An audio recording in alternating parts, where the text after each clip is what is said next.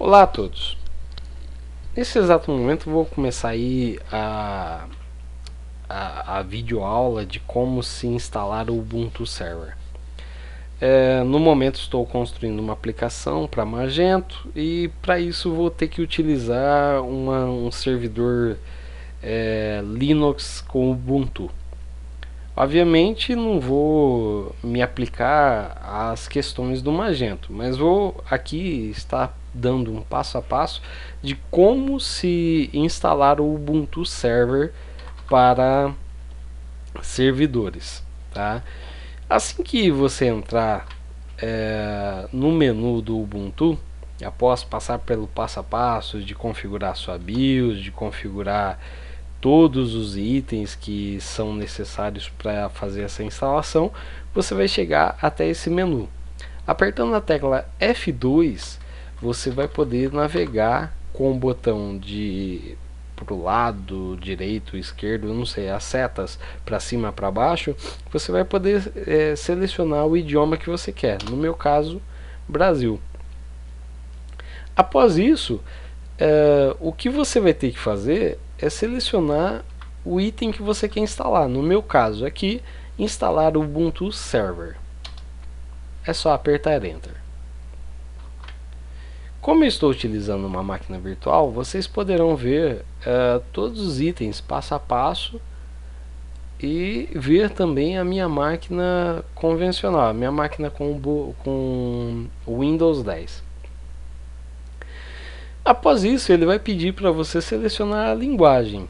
Obviamente, vou estar procurando aqui a linguagem Brasil, apertando a tecla B para ver se está como Brasil, ou P para ver se está como português, porque em determinados softwares eles podem estar como Brasil português ou como ou como português Brasil, como está no caso aqui. Selecionando a linguagem que você deseja, apenas aperte Enter. Aqui ele está dizendo que a tradução não está totalmente completa, né? Se você quer realmente instalá-la, só dizer que sim. Obviamente, nos passos seguintes, siga a mesma orientação. Brasil, sim, vamos lá. Ok, apenas Enter. Aqui ele está dizendo se você quer tentar detectar o teclado, porque em alguns casos o seu teclado pode não estar configurado corretamente com a instalação. No meu caso aqui, eu vou dizer que não, tá? No seu caso, eu aconselharia você a testar isso, dar uma olhada, porque algumas coisas são diferentes no teclado do Ubuntu, que é, por exemplo, onde está a sua interrogação de repente no teclado, ou o seu acento circunflexo pode de repente não estar no local correto. Você apertar e ele não aparecer. Arroba e outros itens aí pode estar desconfigurado. Isso pode estar acontecendo aqui comigo exatamente, mas com a prática que eu tenho, talvez isso não. Talvez não, isso costuma não me dar tanta dor de cabeça. Tá? Bom, selecionando novamente o layout do teclado, português Brasil, e aí vamos. Toda instalação que você faz de um sistema Linux, ele comumente é um sistema, como que eu posso dizer? Ele é um sistema fácil de instalar. Ele tem as suas dificuldades em algumas áreas, porém a grande maioria delas, as grandes dificuldades que o sistema Linux tem para fazer uma instalação, geralmente é a falta de conhecimento em informática. Se você tem um conhecimento, sabe o que é um teclado, sabe o que é uma tabela ANSI ou ASCII, sei lá, se você sabe como manusear o seu sistema e sabe como um sistema operacional funciona, você não terá grande problema para fazer uma instalação de um servidor Linux ou de um desktop Linux. Isso não será grande dificuldade. É, a grande realidade hoje é a seguinte: é que quem quer fazer uma instalação de um servidor às vezes não sabe exatamente para que está fazendo isso. E no meu caso aqui eu estou instalando simplesmente para colocar um website nele. E eu acho que isso vai ser uma experiência para você interessante. Bom, vamos lá. O que ele está dizendo aqui? Por favor, informe o nome de máquina hostname para esse sistema. O nome de máquina hostname é uma palavra única que identifica seu sistema na rede. Se você não sabe qual deve ser o nome da máquina, consulte o seu administrador de rede. Se você está configurando sua própria rede doméstica, você pode usar qualquer nome aqui. Bom, legal, show de bola. Ele está dizendo o seguinte, que eu posso colocar qualquer nome que eu quiser. Eu vou colocar magento.localhost. Olha só que legal. No caso, observa que isso é só para quem está configurando em casa, tá? No meu caso aqui eu estou configurando na minha casa, estou fazendo e eu posso acessar da minha casa mesmo. Então, magento.localhost, como você colocaria num website, é magento.com.br. Então, no meu caso vai ser magento.localhost. Terminei, coloquei e apertei um Enter. Se você está configurando uma VPN, sei lá, um servidor dedicado, não sei, outra coisa, a configuração é outra. Vamos lá. Uma conta de usuário será criada para você usar no lugar de conta root. Essa conta root, pessoal, é uma conta dedicada, digamos assim que é dedicada. Ela é de super administrador, tá? Então ela manda em tudo dentro do computador.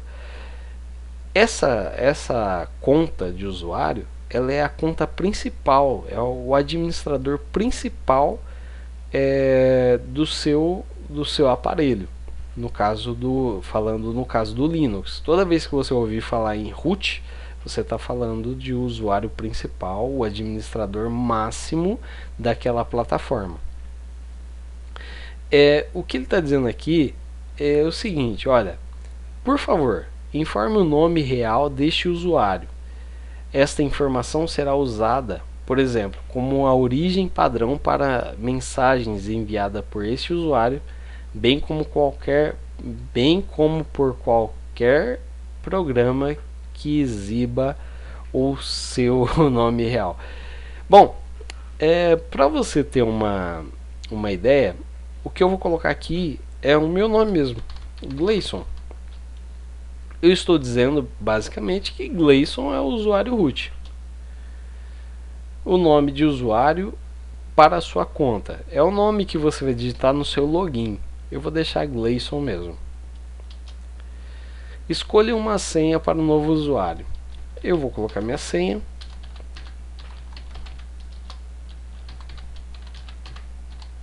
Opa, errado.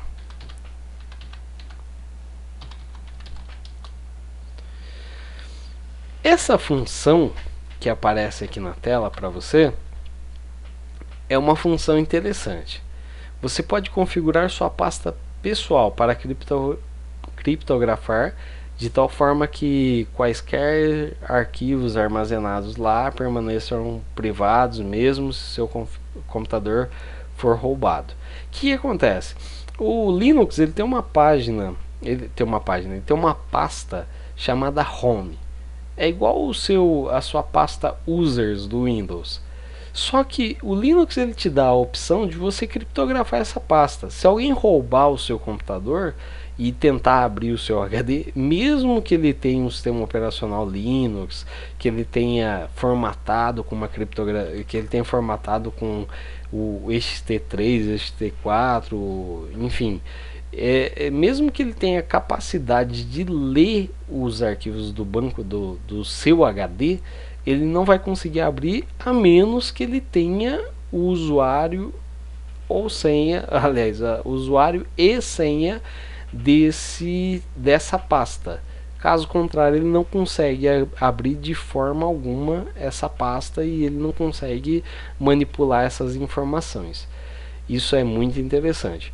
Porém, nesse exato momento, nós não queremos criptografar pasta nenhuma, não temos importância, não temos informação, nenhum tipo de informação importante nesse HD que exija uma criptografia. Por isso, vamos dizer simplesmente que não e vamos avançar. Aqui ele está configurando o relógio. Esse relógio pode ser configurado online, né? Na verdade ele puxa já as informações online, tá? Já dando aonde eu moro, né? Que é no estado de São Paulo. E aí vamos nessa. Tenha paciência, você precisa ter um pouquinho de paciência para isso. Bom, falando ainda de criptografia, o que ele está apresentando na tela é básico e simples. Ele está pedindo para você responder se você quer que ele faça uma instalação assistida, aonde o sistema utilizará o disco rígido inteiro, o seu HD vai ser apagado todas as informações, tá? Nessa opção que está em vermelho aqui da tela, ele apagará tudo e simplesmente instalará o sistema. Então, se você tem foto, vídeo, imagem, vai apagar tudo, tá? A segunda opção, ele está dizendo o seguinte: ele, além de ser assistido, vai usar o disco inteiro, ou seja, vai apagar todas as informações, qualquer imagem, qualquer vídeo, qualquer coisa que tenha no seu disco rígido, e ainda vai configurar uma criptografia LVM. Ele vai configurar, na verdade, o LVM na sua partição. O de baixo, sim, aí sim é o assistido, usar todo o disco, ou seja, apagar todas as suas informações, utilizar o LVM e criptografar o disco, da mesma forma que eu falei da criptografia do diretório pessoal, que é o diretório home. Tá? Essa criptografia tem um pequeno problema. Quando o sistema, por exemplo, se o seu computador desligar, ele, ao iniciar o sistema, ele vai pedir um login e senha. Se você não tiver esse login e senha, ele não inicia. Por isso, eu não vou utilizar o manual, porque o manual eu teria que configurar todos os discos do sistema para fazer o mesmo que eu faria nesse primeiro. Então eu já vou direto no primeiro aqui, usar o disco inteiro. Se você tiver curiosidade a respeito do sistema de criptografia de LVM ou do próprio LVM, por favor, deixe comentado aí no vídeo. De repente eu faço um vídeo aí e explico o que é o LVM e também o que é o LVM criptografado, e até mostro para vocês. Tá? Vamos embora. Vamos lá. Próximo passo é que ele está dizendo: note que todos os dados no disco que você selecionar serão apagados. Ou seja, se você tem imagens, fotos, vídeos que você deseja salvar, não utilize esse vídeo. Cancele a instalação e volte, tá? Porque aqui ele vai apagar tudo. Não vai deixar nada instalado aí. Mas no meu caso eu não tenho nada instalado, é uma máquina virtual. Vou simplesmente dar um enter. Lembre-se, essa parte aqui não tem volta. Depois que você der um enter aqui, ele já vai começar a instalação.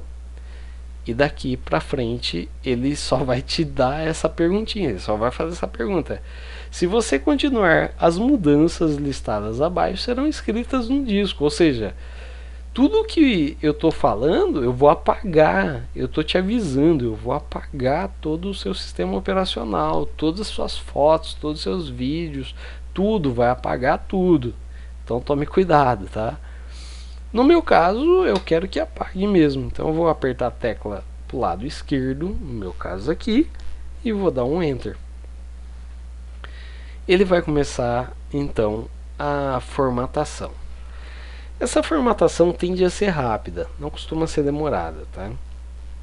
Já terminou e ele começa a cópia do disco. O sistema operacional, desde o Windows 98 ainda, eu lembro ainda de ficar olhando a tela, carregando, e eu tinha que fazer isso porque estava formatando a máquina e outras coisas assim. O sistema operacional tem sempre o mesmo processo. O sistema costuma copiar os arquivos do CD para a máquina, para um arquivo, para um diretório, um diretório onde ele armazena essas informações. E ele começa a executar algumas informações. Ele roda um sistema sem ter a necessidade exata de dar um boot, né? Ele coloca os arquivos em uma pasta e começa a rodar esses arquivos numa pasta como se fosse um sistema já funcionando. E a partir daí ele começa a extrair alguns arquivos. O Linux faz a mesma coisa. Ele começa a extrair dos arquivos e colocar esses arquivos em determinadas pastas. Eu costumava dizer para alguns clientes meus que a formatação nada mais era do que era dar formato a alguma coisa. E às vezes eles ficavam meio confusos. Eu falava, olha, imagina o seguinte, que se você tiver uma caixa quadrada de 30 por 30 e você quisesse colocar uma caixa redonda dentro dela, ela teria que ser menor. Então o formato não dava certo. Isso é formatar, é dar forma, colocar uma forma dentro de outra. E é bem isso mesmo. O sistema operacional Linux, quando ele formata o disco, ele cria um sistema de partição, tá? E essa partição, ela é ele tem uma forma específica, assim como o Windows tem a sua forma específica. Geralmente não tem compatibilidade justamente por causa disso. Os dois não trabalham da mesma forma. Colocando aí no modo figurado aí, digamos que o Windows é quadrado, porque eu não gosto muito de Windows, né? Eu trabalho com Windows por causa dos clientes. Então o Windows é quadrado e o nosso Linux é redondo, não tendo lixos eletrônicos constantes. Já o Windows em si possui muitos lixos eletrônicos. É bem simples. Olha, uma caixa onde eu consigo colocar qualquer coisa, e uma outra caixa onde ela é redonda e eu só consigo colocar coisas específicas. Pois é, Linux e Windows. O Windows, o lixo eletrônico, o Linux, a parte onde só coisas corretas entram ali, tá? Alguns não gostam por causa disso. Bom, vamos lá. Nossa instalação continua aqui. Isso aqui só serve, pessoal. Isso aqui, ó, o proxy. A questão do proxy é o seguinte: se você tem uma rede onde o seu programador, onde alguém bloqueia a sua internet, você não consegue acessar a internet a menos que coloque uma configuração específica de proxy, você já vai estar familiarizado com isso, porque a pessoa que é o seu administrador, ele já vai ter te passado isso de alguma forma, tá? Então aqui basicamente a gente só vai dar um enter e vamos pular essa parte porque não existe configuração nenhuma de proxy. Caso houver e você não souber como fazer, também você pode estar aí colocando na referência do vídeo. Vamos lá, vamos aguardar.